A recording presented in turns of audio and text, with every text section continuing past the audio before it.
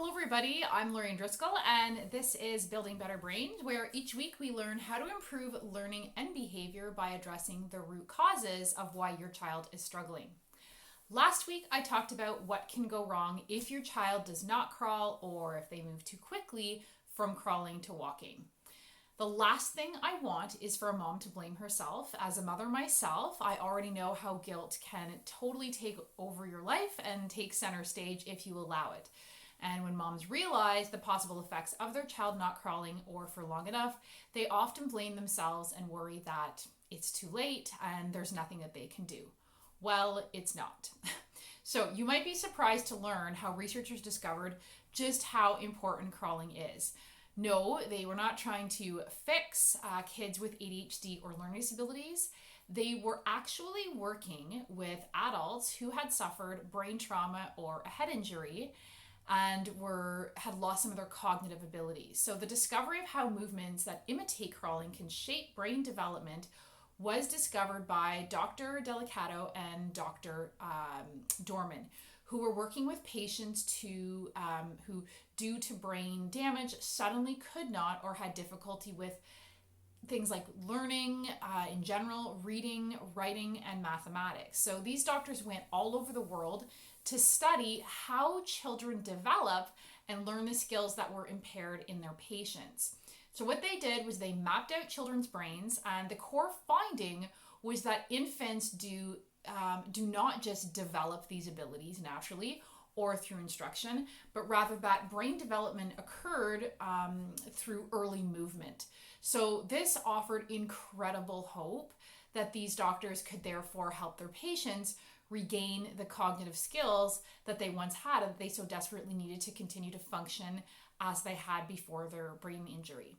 So among many movements that help to develop different areas of the brain, they found that crawling was imperative to developing the areas of the brain that were necessary for global learning ability, reading, writing, as well as mathematics.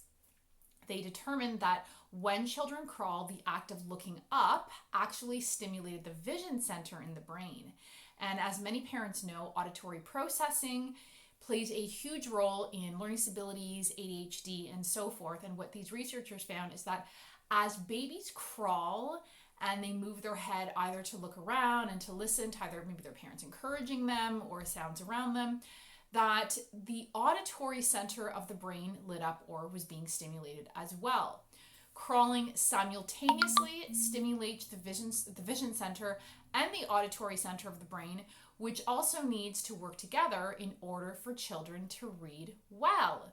Many children struggling with reading and writing either have a weakness in one or both areas of the brain. Now, sometimes these areas are working okay, but they are not working well together. So as mentioned in my last episode, good hand-eye coordination is essential for eye tracking. That is needed for fluent reading, and crawling develops this as well when a baby must match their actions to what they're seeing or to their vision. So from their research and realizations, Dr. Dorman and Dr. Delicato had their brain injured patients do regular movements that imitated or simulated crawling that basically had the same effect on the brain as crawling would have. We've all heard you can't teach an old dog new tricks, but most of these adults actually gain complete recovery of their learning abilities of reading, writing, and mathematics.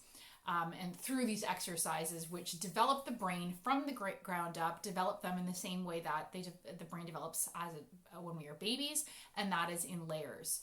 So basically, crawling allows electrical impulses information to move between the two brain hemispheres, which I've talked about before, via that band, the corpus callosum, that's in the middle. So research has shown us that this is necessary for optimal cognitive function. Everything from ADHD to autism to schizophrenia has been found to be a result of faulty integration within the neural systems, which basically translates as a disorganized brain where certain regions or hemispheres are not balanced, or one is coping or compensating because another area is weak. So thanks to the latest technology, we now know and can even see underdevelopment in the corpus callosum, which is, basically acts as a bridge between the left and right sides of the brain. And we can see how this underdevelopment plays a significant role in learning disabilities, ADHD, autism spectrum, and yes, even seizures. So in my video where you will get a demonstration of exactly how to do these movements, I do want to stress the importance of doing the movements slowly. Slower movement is better. If you're familiar with the ancient Chinese mind-body exercise known as Tai Chi, and how this exercise has such profound effects on the brain, and that is because the movements are done very slowly, and slow movement demands precision, which better solidifies brain connections and brain organization. The focus must be on exercises that simulate crawling and that integrate those two brain hemispheres. So these are known as cross-lateral movements, which involves crossing the midline, which is essentially that invisible line going down the middle of the brain and the body. So crossing that midline strengthens the callosum, makes it thicker, thereby improving communication between the left and right sides of the brain. So how do we do this? How do we improve that communication? How do we strengthen that corpus callosum? Simply by crossing the left side of the body over to the right side of the body and vice versa. Cross crawl is a movement that not only imitates crawling, but also stimulates the connection between the brain and the body and the brain, known as the mind-body connection. So when this connection is not strong between the brain and the body, the body can have a hard time receiving signals from the brain or vice versa. So not only can this contribute to cognitive or mental health disorders, but it can also contribute to autoimmune conditions that we so often see in kids who are struggling with learning and behavior. So it's no secret that kids with ADHD and autism spectrum tend to have higher rates of infections, eczema, psoriasis, allergies, asthma, and so forth. So the bottom line is that physical coordination must come before cognitive coordination, and crossing that midline is key for that to occur. Cross-lateral movements like cross crawl has many benefits, like building core strength, which I talked about previously, improving gait, developing eye teaming necessary for both reading and writing, as well as focus and just being able to look people in the eye.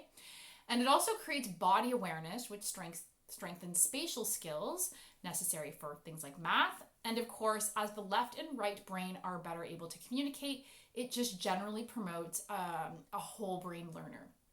So whether these movements are difficult or easy for you or your child, it reaps amazing benefits for the brain. Even if it's easy, it's still good for the brain. However, don't stress if your child does have difficulty with crossing the midline. If communication between the left and the right is really weak, that band, that corpus callosum is not too strong, they may have a hard time crossing their opposite limb over, and they might want to switch hands, or they might move the whole trunk of their body as opposed to just their limbs. The key here is patience and practice until they develop precision. So this exercise may seem simple, but crossing the midline is essential for eye tracking. So obviously going left to right when reading and writing. As a child uses their dominant hand even to move across the page, they are crossing the midline. They're going across that invisible middle line. And while some kids are able to move their hand from left to right and so forth and cross their body as they're writing, they might hate writing or not want to do it or have difficulty focusing when they do it, known as dysgraphia often, because crossing the midline requires so much concentration for these kids that they cannot concentrate and think about what they want to say and write at the same time. So it's no wonder that these kids tend to hate writing. So now that you understand how powerful these exercises can be in strengthening weak connections and promoting better brain organization, check out my video, which gives you the full demonstration in terms of how to do it. Don't forget to hop onto my website and take the free quiz to learn why your child might be struggling with learning or behavior, and what you can do to move from endless coping strategies to real solutions. Thanks for listening.